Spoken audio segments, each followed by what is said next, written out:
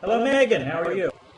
I'm pretty well, and yourself? I can't complain. We're enjoying, I guess, I don't know if you can call it Indian. It is Indian summer because it's technically fall right now, but it's quite lovely up here. Yourself? I am pretty well. I'm sitting in my office, and it is also 95 degrees here, so which I like. Many people don't fancy that level of heat in DC, but I really enjoy it, so it's good for me. Huh. I was not aware you enjoyed it that hot. Oh, yeah. And I'm married to an Eskimo, so there's this constant war between us over the thermostat, which I guess is pretty common among married couples. Yes. Now, without giving too much information, I do remember when Erica was pregnant was the one time when she was like a blast furnace, so it was the one time our temperatures actually synced up a little bit. Well, we're currently, because we're homeless, we're staying with my mother. And oh, well, that won't be stressful at all. That's good. Well, luckily my mother, I actually believe this, although of course you never know, right, when it's your own mother. Mm-hmm. Luckily my mother is pretty chill. Okay. You know, if she were a different sort of mother-in-law, my mother's the kind of mother-in-law who like has food in the house and occasionally does laundry. But other than that, she's not like, you know, come here so that I can lecture you on your vitamin intake. But of course my mother and I both like it warmer, and my husband sneaks down and turns up the thermostat. She comes down in the morning and he's still asleep, and we're both like sitting there shivering, and we turn it off. It's really probably more than blogging heads ever needed to know about my life. Anyways. Yes. So well, you've been ruined for future administration positions, a topic we'll get to a little bit later, but go ahead. Yes, when the committee starts grilling me about my thermostat preferences, it's all over. So we were going to start off today by talking about college tuition. Yes. And since you were I've been blogging about it, and since you're a professor, perhaps you can explain where all our damn money is going, Dan. Well, I don't know. I'm really working hard right now, and my salary increased. No, it depends. First of all, I mean, it depends what we're talking about in terms of tuition increases, because I think one of the minor beefs I have with this about tuition increases going up, I don't deny they're going up by a dramatic amount, but I always wonder if there's an excessive focus on what, for lack of a way of putting it, the list price is. The one thing universities have gotten much, much better at is sort of discriminatory pricing in terms of tuition and fees, where, you know, for lack of a better way of putting it, they will charge full price to those people who can afford to pay full price, but people who can't pay full price, they're perfectly willing to discount and or arrange for other ways that they can get the money.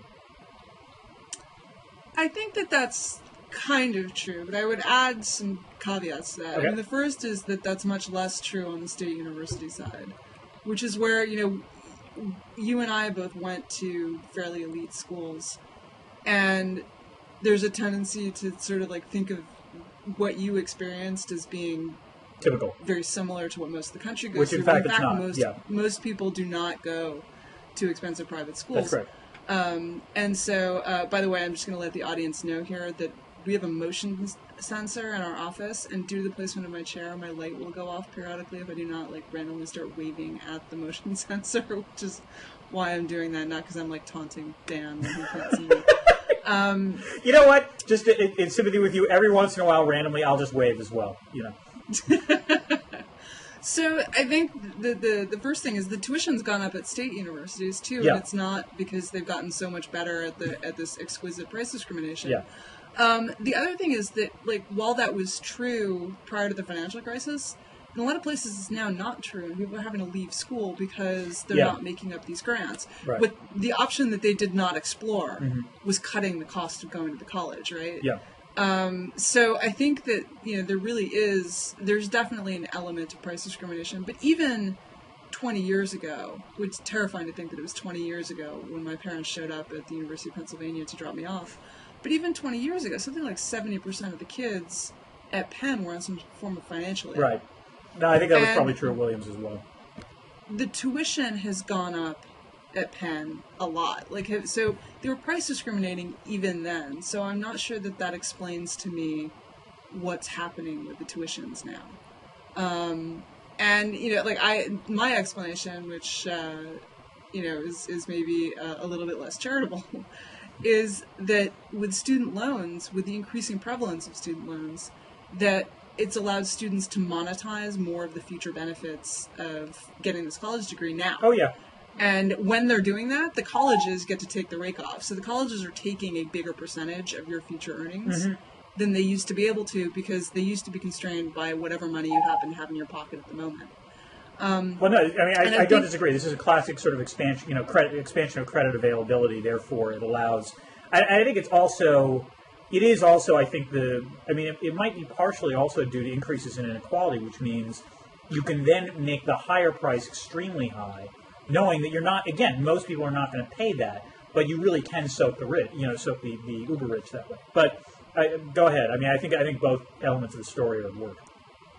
Yeah, I think, like, the question that people had asked me that I've been thinking about is, so why has this gotten worse? Because student loans started becoming available in the late 60s, right. and certainly, like, people I knew had them. And I think that part of it is just the social evolution of these things, right? Is that, like, when I was in college, your parents would try really, really hard to enable you to get by without debt. Right. But as it became more common, you get two things happening. Like, first of all, it becomes fewer and fewer people can afford to do it without debt. Yeah. And so the flip side of that is it becomes more acceptable to take on the debt. And so my suspicion is that's what's happening here now is that we're really hitting the inflection point of the curve, where at the point where most people assume that they're going to graduate with college with significant debt, that you really start to be able to monetize this financial advantage that people get from their college degrees. Mm-hmm. And so I actually expect tuition inflation, because as far as I know, it hasn't abated during the recession, which is kind of shocking.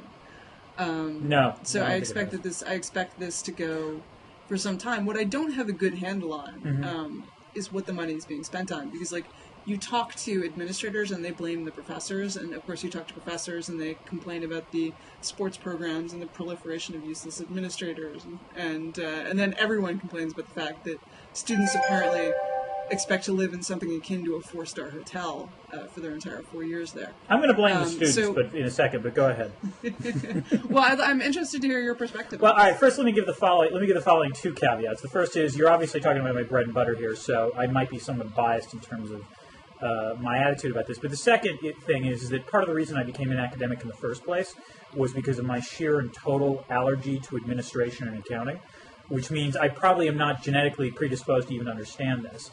That said, my hunch would be that part of what's going on is, in fact, that the money is largely being dolloped to that aspect of student life which might not necessarily be considered academic. And by that, we're talking about, the gym, the various other facilities available on campus, improvements in housing, and so forth. Not to mention for lack of a better way of putting it, I would assume the amount of money being devoted for younger kids would be called special needs, but basically accommodations for kids who otherwise, let's say a generation ago, would not have gone to college because they were either so socially dysfunctional or had so many, gaps in their knowledge that they wouldn't be able to cut it. Now you have to take care of these students as well. Is that true at Tufts? I mean, do you get kids who have real problems in those areas who need remedial help? I don't know if I would say remedial. What I'm thinking about more are, let's say, kids who have been diagnosed with, ADD or ADHD or Asperger's or some other, issue where an accommodation has to be made or some sort of counseling has to be done to deal with those students. And might I add that, on the whole, objectively is probably a good thing because it means, I think Tyler Cowen made a great point about this about a year ago, that's actually one of the things the America's higher education system excels at, which is it actually finds useful things for people with these kinds of issues to do. But you do have to create this whole support apparatus. And let me be clear: I'm not saying that that's the only thing that's causing prices to go up. But I'm very dubious that it's actually professors because, at the same time, with as you're talking about, as tuition prices are going up, the other thing that's happened within the professoriate is that the kind of professors like me, which is to say, tenured or tenure track, as a percentage of total faculty has dramatically declined. Well, I think the argument though is that the people like you don't teach as much as they used to. That 30 years ago, everyone would have been teaching, a 3-4 or a 4-4 load. And now it's more like a 2-2. It is, yeah. If that. Yeah. And that, well, okay, so yes, on the one hand, there are not so many of you as a percentage of the total teachers. On the other hand, that's because they've had to hire all these extra teachers to take over the teaching that you guys aren't doing anymore. I mean, this is where I have to say, at least 20 years ago, the teaching loads were still 2-2. So I don't think that's it, at least at the top places. Yeah, I remember actually when my international economics professor was really young, or looked really young. And so I naturally assumed he was the TA, and it wasn't until the midterm that I realized he was the actual professor. Because it was not uncommon at Penn to go through an entire course without ever really running into the professor. Yeah, no, this was... very often, anyway. This was the major advantage of going to a liberal arts school. If I had gone to a university at that age, I would have gotten completely slammed by... I would have been completely naive and not realized that you probably want to take courses with professors as opposed to graduate students. That's a whole separate issue. But anyway, so I don't think... I mean, it's entirely possible that some professors might be soaking up greater resources, but I don't think that explains everything, and it certainly wouldn't explain what's going on at state schools, because in some ways salaries at state schools haven't kept pace with the private, with private colleges. So I don't know if that works for that. It might be. The fundamental reason might be that the prices are going up because they can, because the perception is still that a college degree from a good either private or state institution is the ticket to middle-class prosperity. And so long as that is the belief, then obviously tuition can go up and no one's really going to complain that much.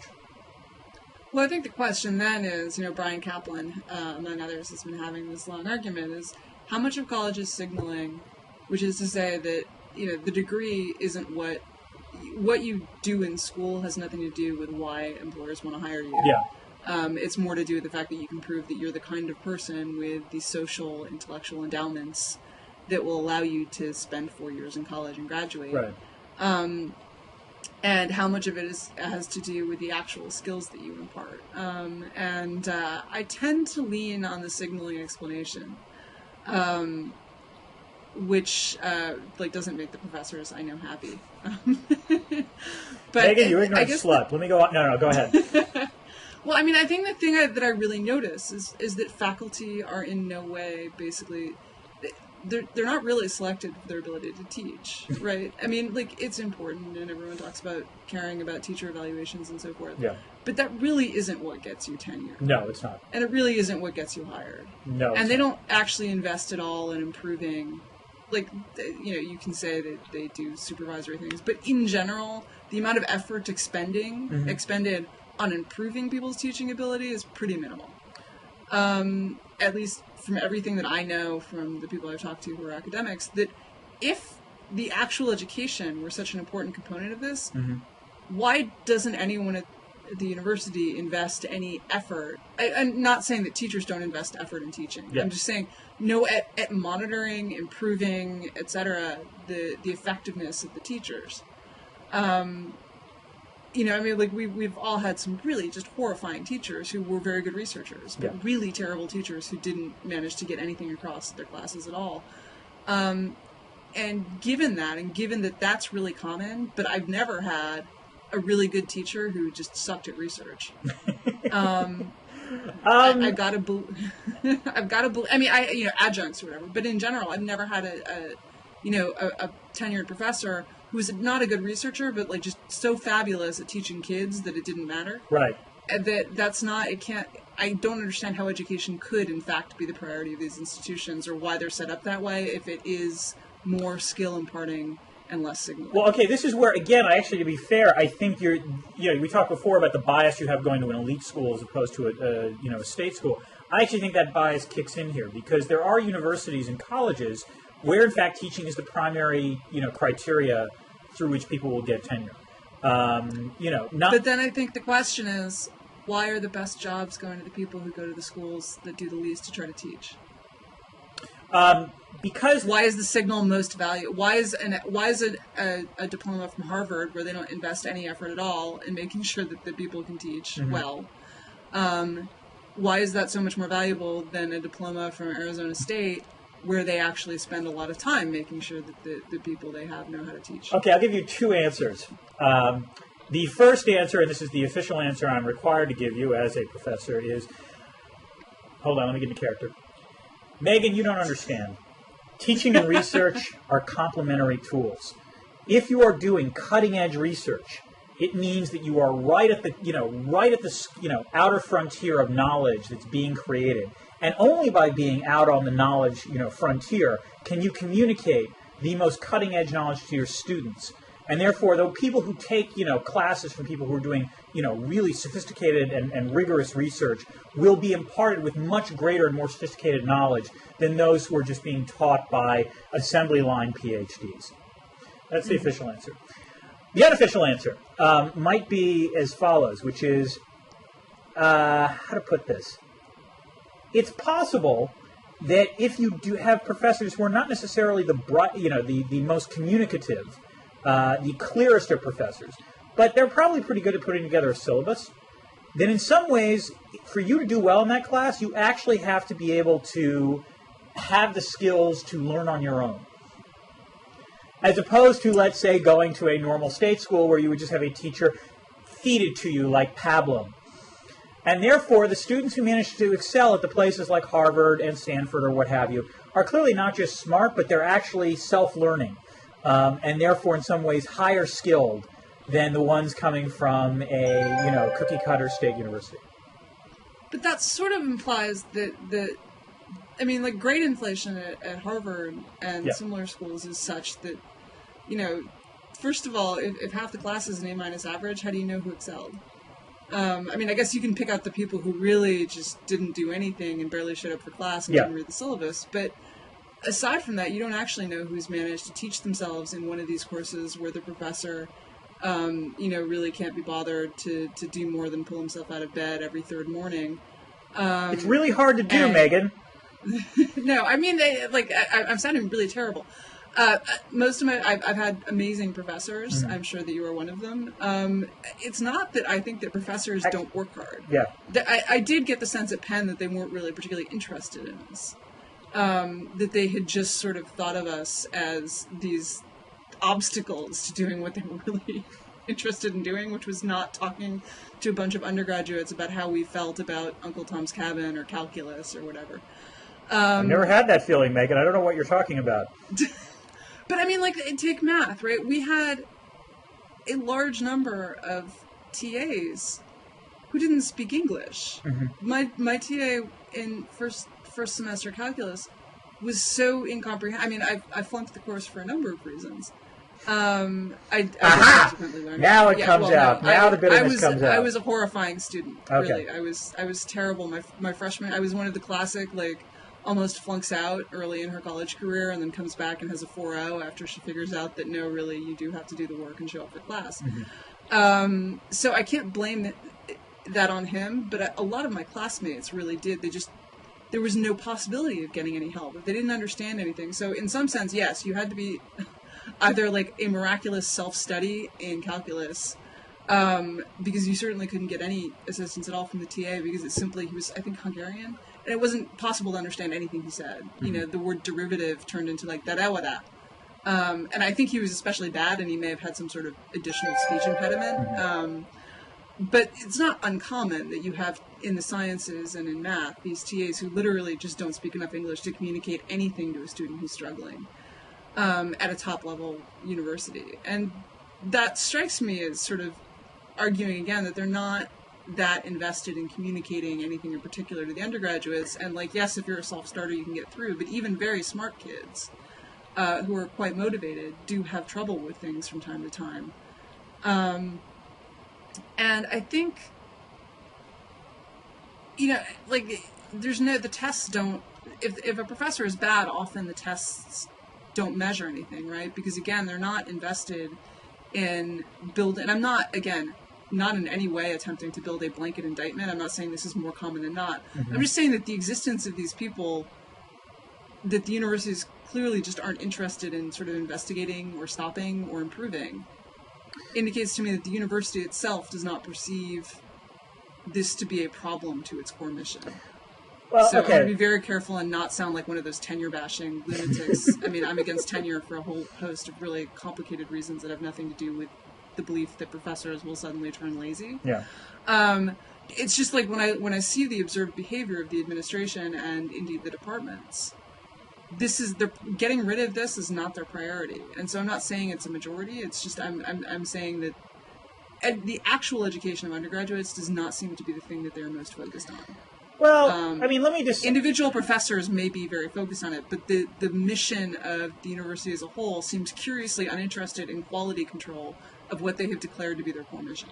I actually think things have changed a little bit on this one. I mean, I'm not necessarily disagreeing with you, but I think the trend has actually been towards a greater emphasis on undergraduate education. And here I'm somewhat handicapped. That may be true. Because I'm handicapped, because I actually teach at a graduate school. I haven't taught undergraduates now for 5 years. But that said, being at both, at all the universities I've been at, with each passing year, you see more and more either programs or, assessment of evaluations where, in fact, the teaching performance counts. It doesn't count in a way, you're right, it doesn't count in the big sense of, would bad teaching evaluations prevent you from getting tenure at a research university? No, it's not going to do that. On the other hand, there are littler ways in which they can make, bad teaching evaluations will make your life difficult as a professor. It affects things like, year-to-year salary increases in some cases. It affects your ability to choose what you're going to teach. And, it's also just the simple fact that, if you're actually teaching and you're bad at it, it basically means you're guaranteeing that half of the thing you do, you're not going to enjoy. And so this is not to deny that there are bad teachers out there. Of course there are bad teachers. But there are also a lot of eccentric teachers that might be quite good. It's just they only cater to a certain kind of audience. I mean, but... Oh, like my favorite professor in college, about half his students hated him. Yeah. I'm not talking about the people who are just hated. I'm talking about the people who are incredibly boring and just don't do anything. Their undergraduates may or may not force themselves to learn to regurgitate a certain amount of material in order to pass the test, but who just aren't good at communicating sort of the core concepts and excitement of their topic to anyone. That's just sad. Those people from whom no one emerges thinking, I really enjoyed that class, I really got a lot out of it. And there are teachers around like that. I'm not the majority. I don't think anyone, it didn't seem, at least when I was in schools, that the administration cared one way or the other. Whether those teachers were out there. There might be one other reason for this, which is that, the mantra that is made about universities all over the place is that they are, they're run by the professors. It's supposed to be a professor-run organization. And yet the dirty secret, or one of the dirty secrets about the academy, is that as professors, we very rarely go to other professors' classes. I don't know how my colleagues teach, unless I'm evaluating them for, actual teaching, as you said, and I have yet to be on a committee that does that. I have very rarely seen how my colleagues teach. Some of them I know are quite good. Some of them are perhaps not as good. But in some ways, I lack the data that you're asking for me to answer this question.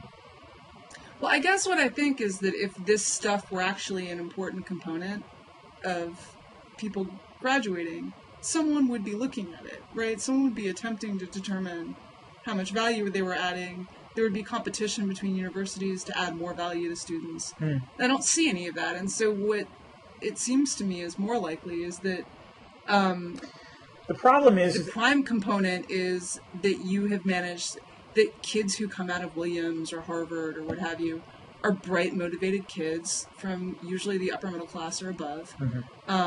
Or if they're from the middle class or below, they're kids who are extremely bright and motivated. Yeah. They have an enormous amount of social capital, and they know how to navigate sort of the adult world better than a lot of kids, or this particular adult world better than a lot of kids who are going to graduate from a state university and don't have that kind of family background. And so, yes, you've selected all of those kids, you put them in one place, and then you have that signal. They managed to stay there for 4 years. They probably don't have terrible drug habit or impulse control problem.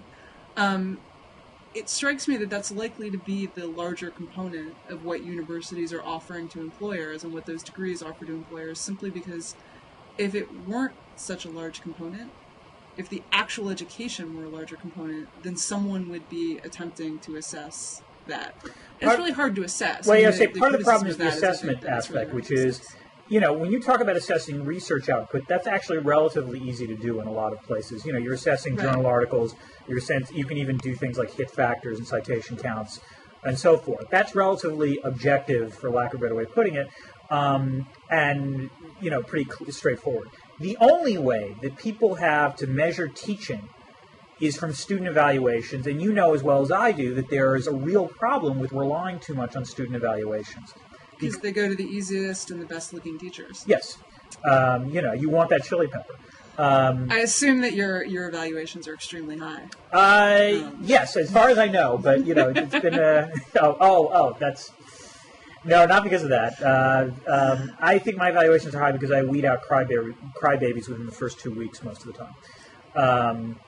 But the fact is that, if you are a professor and you know that student evaluations will factor a lot into pay increases or promotion or what have you, and there are places where that matters, well, then you know what the obvious incentives you have are, which is you give easier grades, easier coursework, and so forth. Right. And until you come up with a way around that, and I'm not sure there is a good way around that. The only way I can think of is incredibly labor-intensive, which is to literally have an outside observer take the course.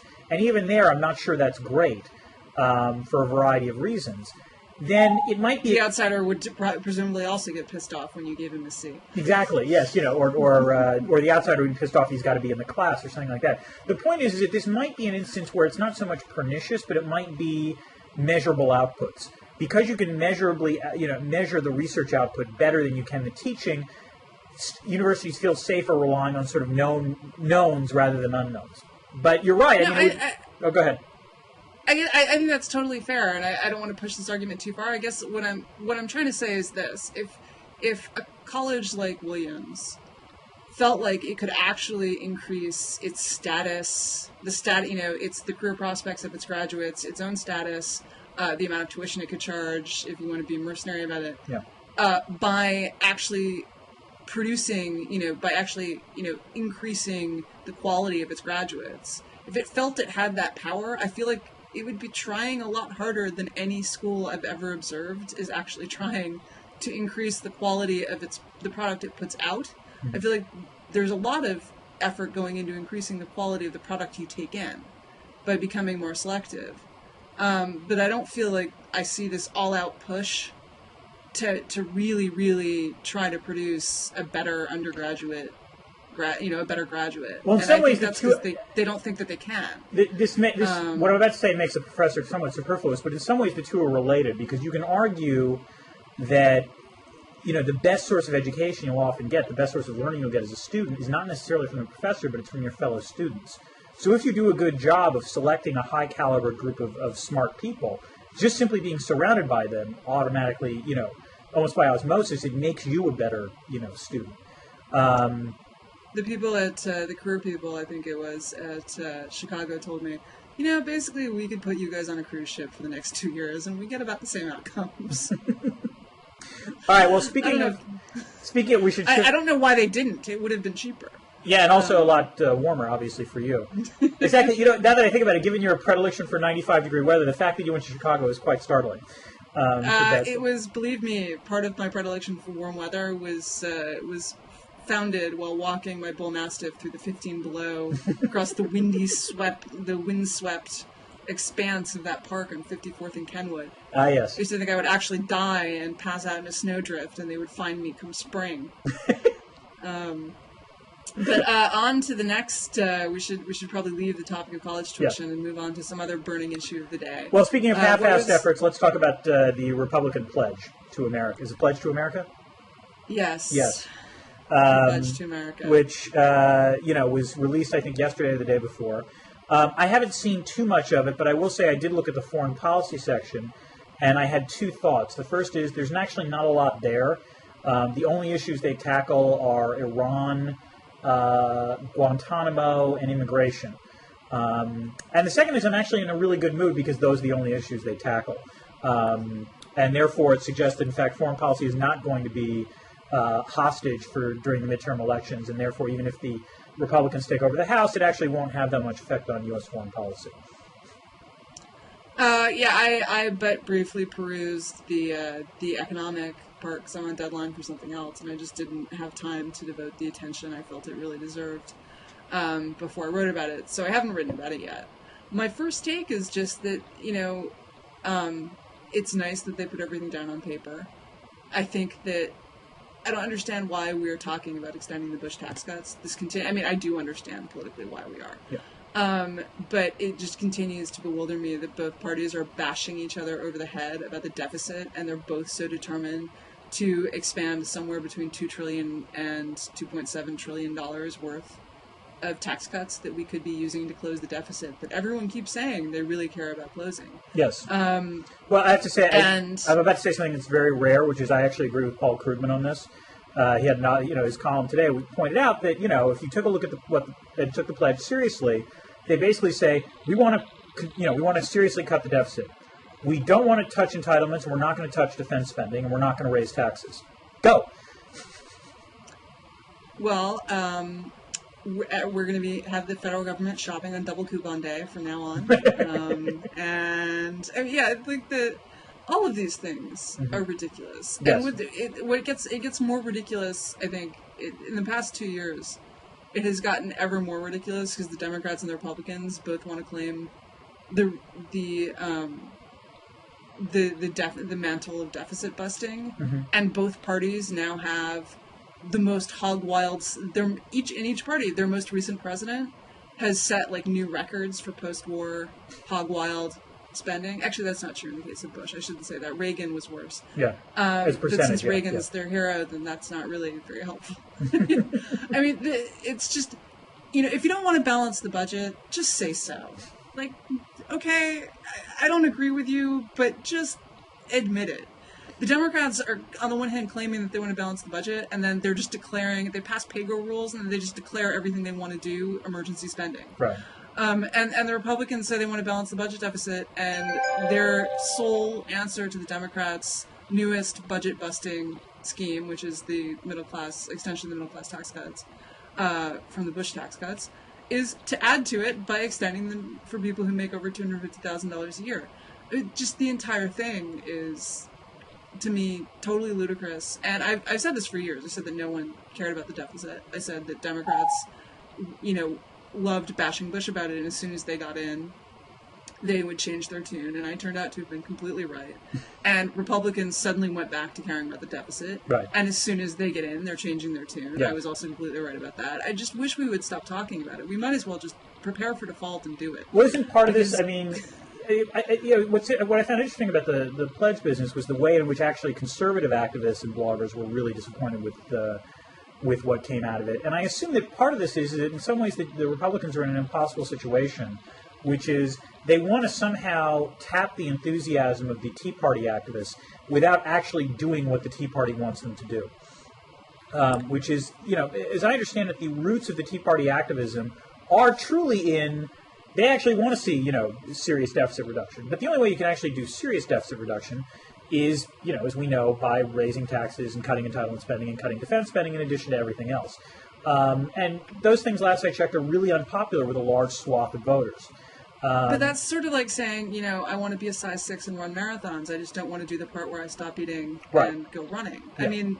Well, let me put it this way. They do, but they don't want to touch anything. Yes. Let me put it this way. I think in fairness, there probably are some Tea Party activists. I mean, Rand Paul, for example, is someone who I actually think genuinely does, is willing to talk about cutting these things despite the political, toxicity, I guess, of doing that. But you're right. Most people... this has been the problem with American public opinion actually for the last 25 years, which is, do you want your taxes raised? No. Do you want government spending cut? No. Okay, well, good luck with that. Right, and what's interesting to me is I noticed this, liberal bloggers have been publicizing this thing of, if you actually look at the spending people want cut, no one wants to cut the big programs, which is absolutely true, but it's also absolutely true that if you say, do you want your taxes raised, they say no. Yes. So, this does not tell us we shouldn't cut spending because people really don't want spending cut. They don't. They live in a fantasy world. Right. And the terrible thing is that, our policy wonks have started joining them in their fantasy world, which had happened under Reagan with the supply-siders a little bit. But even then, by 1984, certainly the supply-siders had kind of realized that this hadn't worked. Yeah. And then you got the tax simplification of 86. Right. And then we all kept pretending that... And Republican politicians still say nonsense you cut tax rates and you raise the amount of taxes Right. that are collected. But the wonks don't believe that, and you never hear that said by anyone who's sort of serious at a conservative think tank or what have you. But, during healthcare, everyone had developed this fantasy that there was some magic pot of money that you could use to pay for it. And at the beginning of it, a bunch of us pointed out that all of these magic pots of money were attached to actual people who were going to be really upset if you tried to take it away. And that it was therefore going to be really hard. And in the end, what they did was they punted, right? They did things like the excise tax. We're putting that on high-cost healthcare plans. But because that magic pot of money turned out to be attached to a lot of angry labor unions, they put that off till 2018. And it goes down the line. Any actual sort of cutting was put off till fairly late in the bill. And they tried to that's like conflate the it from Bush the political process. That's like the Bush in a way tax that never cuts, works. which the only way they could be scored at the time and be considered to be revenue neutral was that they had to expire right about now. Well, actually, it's not quite that. This is a common misconception. What happened was it was done through reconciliation. Right. And reconciliation only allows you to pass things for 10 years. You can't pass a bill that has any okay. budget effects outside of the 10-year forecast window. And so they had to expire this year, not because of they were never revenue neutral. They were always budget busting. Right. But simply because they could not have passed it through the reconciliation process, which they had to because They weren't going to didn't get actually control the Senate. Yeah. Okay. All right. They No, needed that Dick makes more Cheney to sense. break the tie. Or at least so I recall. Anyway, so now everyone has just started making up these fantasy magic pots of money. And they've actually stopped even identifying what they are, right? And this is the great thing in the Democratic Health Plan of the IPAB, which is the board that's going to tell us what treatments aren't effective, and so forth. We're not even naming them. They're the great magic asterisks of Reagan's early budgets was, unidentified cuts to come to be identified later. Yes. That's basically the bulk, that and sort of across the board, very late implemented service provider payment cuts. That's how they've done it. And the Republicans aren't even identifying it all, right? It's just like, we're going to end the job-killing tax cuts. Yeah. And then we're going to go, find some money, because there's definitely a magic pot of money in there somewhere. And we're going to take that whole pot of money and we're going to give it back to you as tax cuts and also balance the budget deficit. I don't know why they didn't promise to refurbish everyone's living room while they were there. I mean, it's just... And a pony. And a pony. I want a pony. Exactly. We don't have no, any it's to keep it right now, it is definitely a depressing time to be a wonk. I won't dispute that. Although I did want to ask you something about Christine O'Donnell. This is the Delaware Republican nominee. And I think one of the things that's been amusing about this is that, she, during the 90s, was, in her either late teens, early 20s, and was on a lot of television shows, MTV, and I think Politically Correct with Bill Maher, where she said a lot of very, very silly things that are now coming back to bite her in the butt. And I found it interesting because John Podhoretz, I think, wrote an interesting column on this in commentary where he said, this is the problem with, young pundits. And he reminded me of the days back when MSNBC was just starting out, where they only wanted to have 20-somethings on, dressed very casually, and that was the way they were going to get the hip young crowd. But as a result, you have this whole category. Who love to watch cable news. What? Yes. Who love to watch daytime cable news. But as a result, you now have this whole cluster of people that might eventually go into politics, but were foolish enough to, do anything to get on television, and as a result said a lot of stupid things and will come back to bite them. And of course, the thing I keep wondering about this is that happened in the 90s. And, this decade, it's going to be, A, people stupid enough to talk on blogging heads, but B, people who have their own blogs and so on and so forth. I mean, do you think, as sad as the state of American politics is now, do you think, this kind of thing is going to actually act as a further constraint? All I can say is that when I look back upon my late teens and early 20s, I humbly thank God every day that there was no Facebook around to record my total idiocy. When I started blogging, I said things I shouldn't because I treated the medium like sitting around in your dorm room with your friends and chit-chatting rather than something that 10 years later people were going to be able to find some stupid thing I'd said, throw it back at me. And I think it's much worse for people. And I think the thing about O'Donnell is it's no editor, right? That's her real problem is not that she was in the media. but that she was in the media and no one was like, hey, you know what's not a good idea to say? This. She was on outlets that just allowed her to shoot off her mouth. Although you could argue that the only reason, but to be fair, you could argue the only reason she was on those outlets was precisely because she was willing to say the dumbass things. Right, no, absolutely. Yeah. But the existence of outlets like that, those outlets hadn't existed 10 years before. Okay. But on the other hand, you look at the stuff that P.J. O'Rourke wrote when he was writing for Rolling Stone. Before that, I mean, he actually has he has a great book called Age and Guile Beat Youth, Innocence, and a Bad Haircut. Yes, I've got that.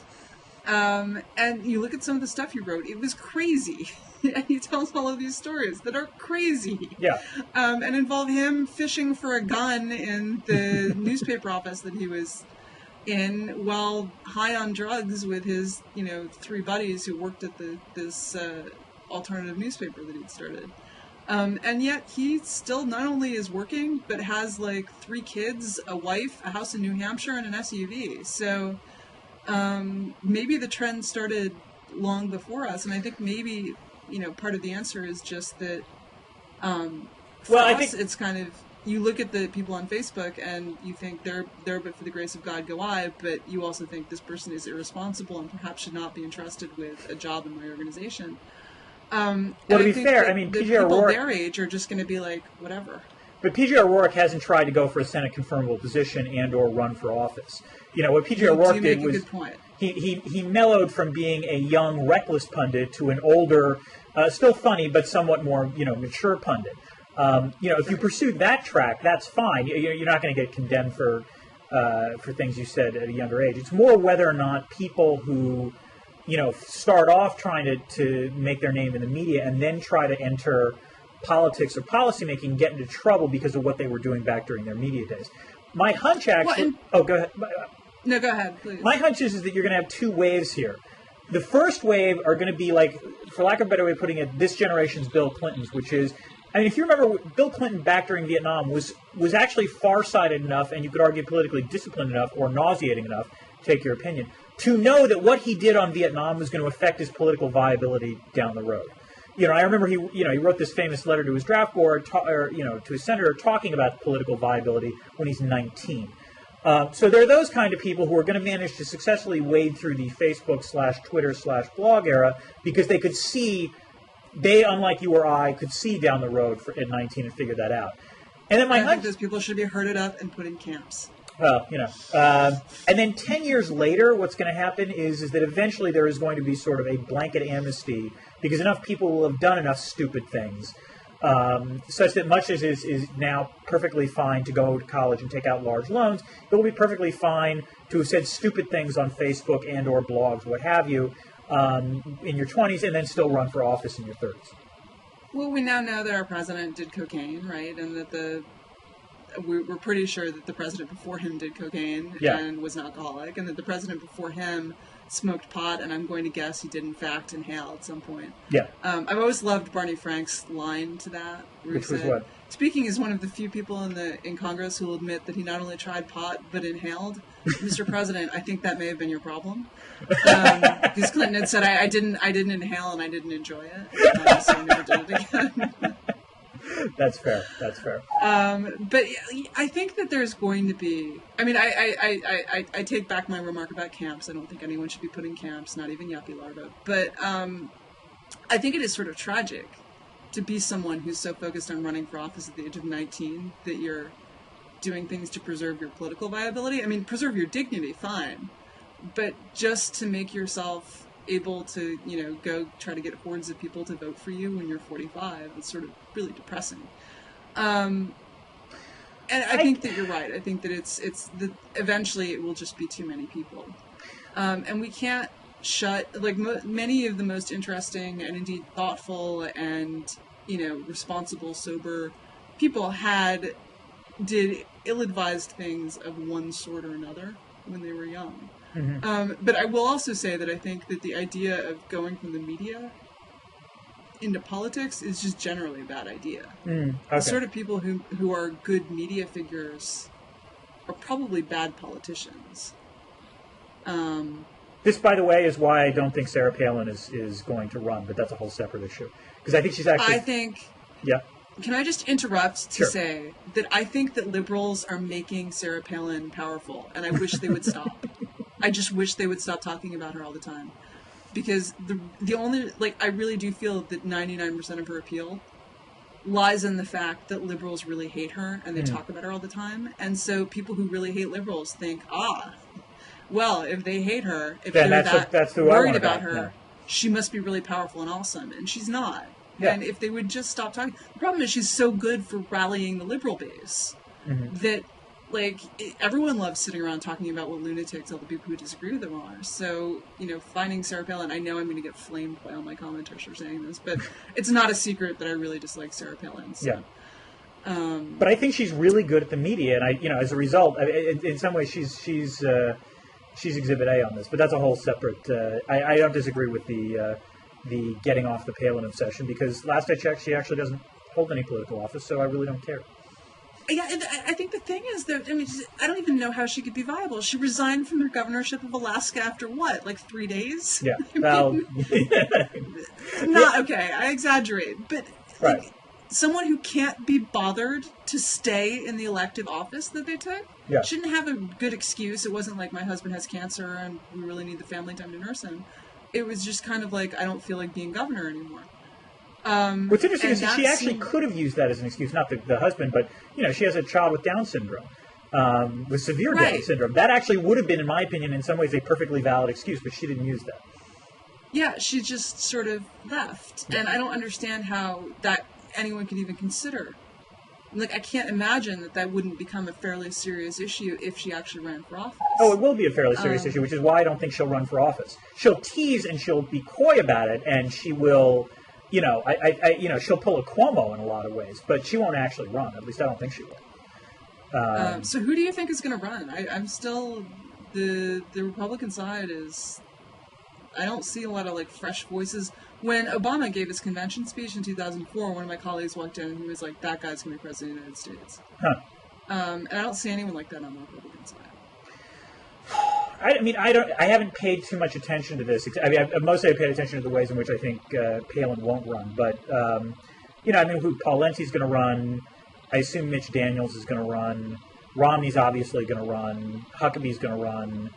I'm trying to think who else beyond that. I assume Ron Paul will run again. Maybe Jindal will run this time. But I'm not, if he's smart, he'll wait. My favorite is John Bolton. Hasn't John Bolton said he's not ruling out a presidential bid? Well, because you know what America needs? More mustaches? Ambassador. Oh, okay. That's what people have been. That's what America wants, really. I think what America wants are more bushy mustaches in the Oval Office. Well, I think that's definitely true. Tom Selleck is a Republican, isn't he? Yes, I believe he is. I bet he could run. We should start rooting him for a governorship. He's certainly telegenic. He might want to go for governor of California. And he's got a great bushy mustache. Yes, he should be governor of somewhere. It doesn't have to be California. It could be Hawaii. I'm sure they love him there. That would be true. I'm kidding. For all the people who are going to immediately start writing me and telling me how much everyone in Hawaii hates Tom Selleck, I don't know. But it was a joke. We should probably close. And we wanted to talk very briefly about the sort of next stage in cyber warfare, which is this worm or virus that was apparently. The report suggests that it was a virus that was designed to exploit, Microsoft and Siemens software, and by all, it took a year for it to be detected. And, if you can sort of infer from what it does, it seems to have been designed by either the U.S. or Israel specifically to cripple Iranian nuclear plants. Mm-hmm. And apparently has somewhat worked in that respect. But they're now, there was a story in the FT, and there's, multiple stories suggesting that, this virus has finally been detected. What's interesting is that none of the news stories I saw actually named the U.S. or Israel, even though it was really obvious, who the state.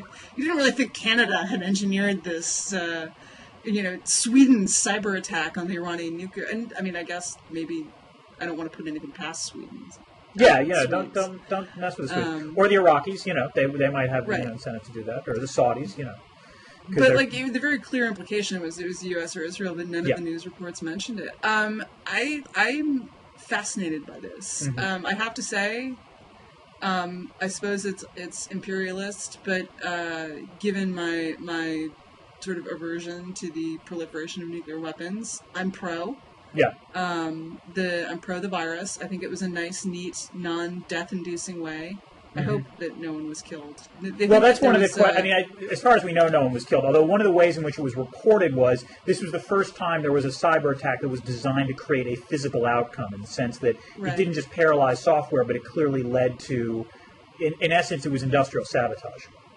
Right, and they think that it has taken down either the enrichment facility at Natanz. I think it was Boucher.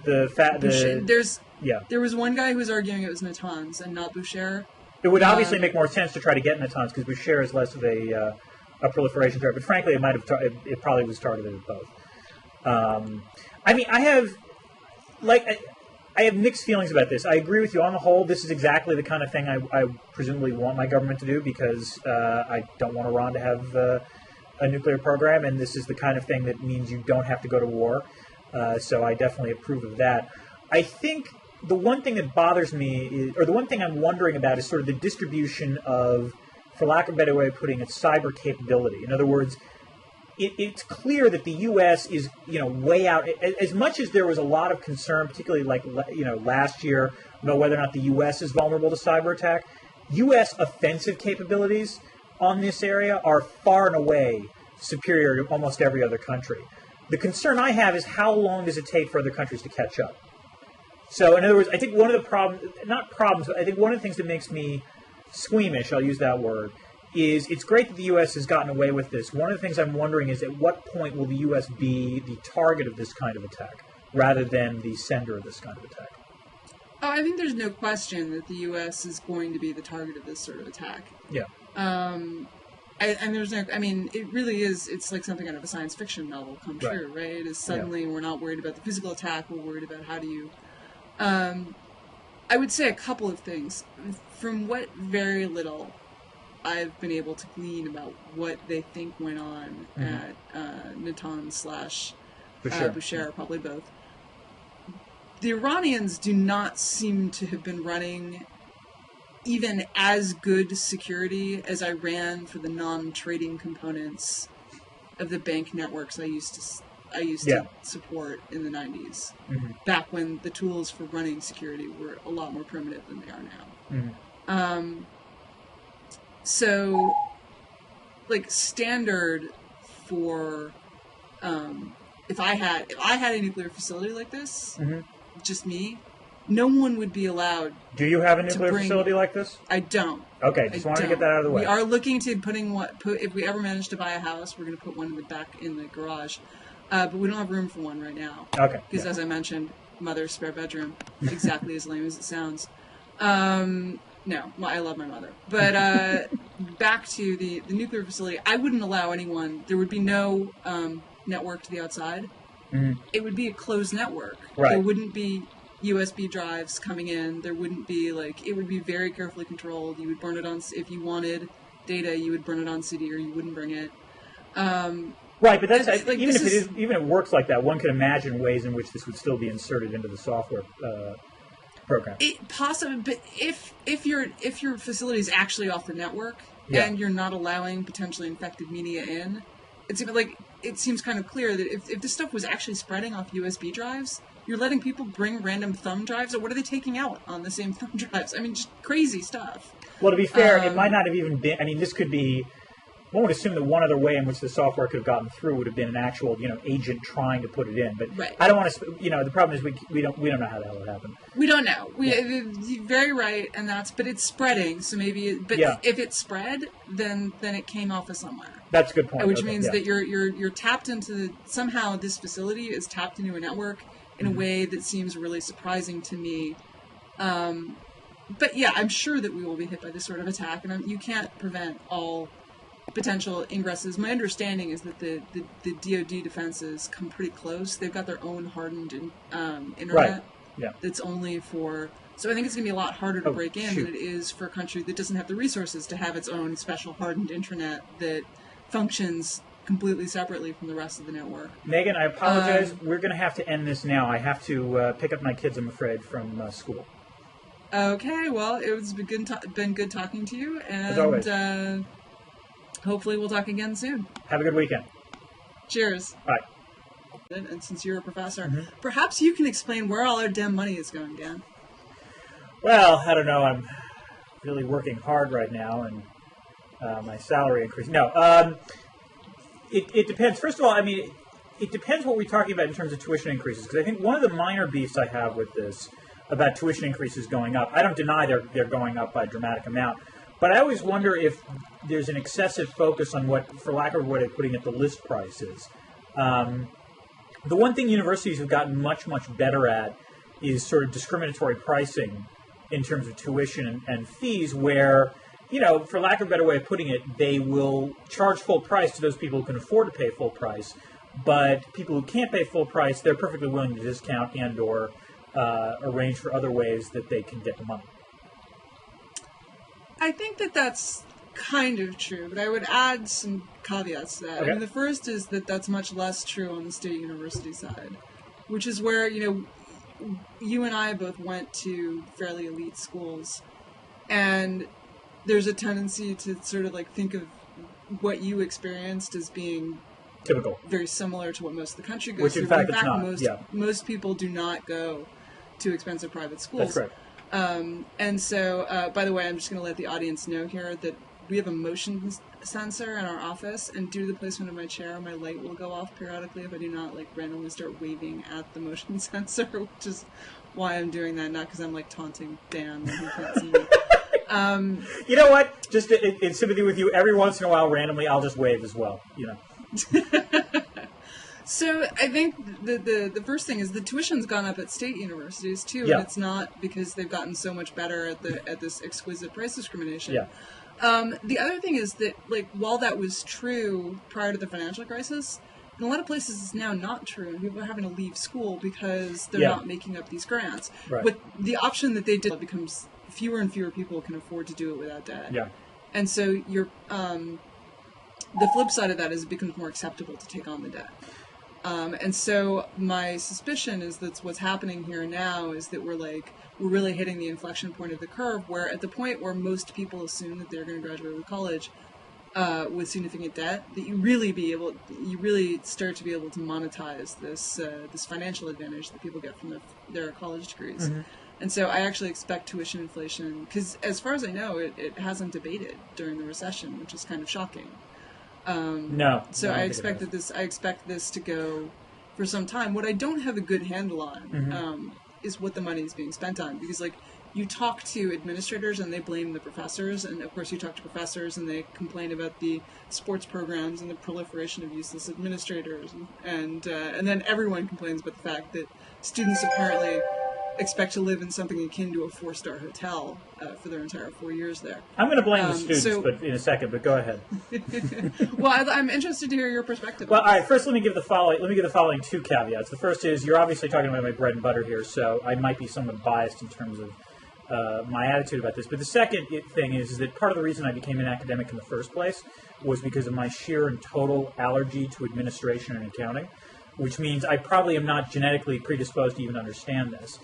That said, my hunch would be that part of what's going on is, in fact, that the money is largely being dolloped to that aspect of student life which might not necessarily be considered academic.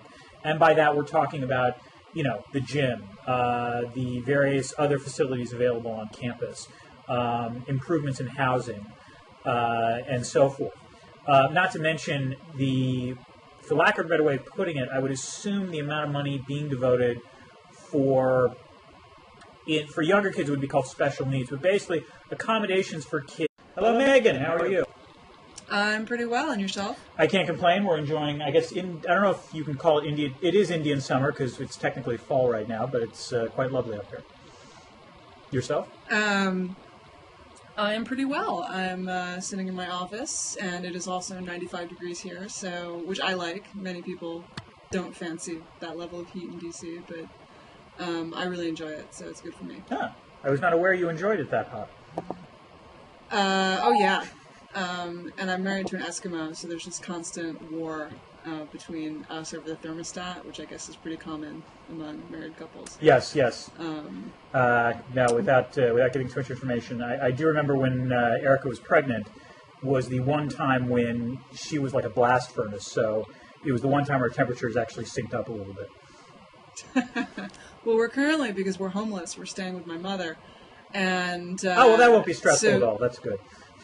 Well, luckily my mother, I actually believe this, although of course you never know, right, when it's your own mother. Mm-hmm. Luckily my mother is pretty chill. Okay. You know, if she were a different sort of mother-in-law, my mother's the kind of mother-in-law who like has food in the house and occasionally does laundry.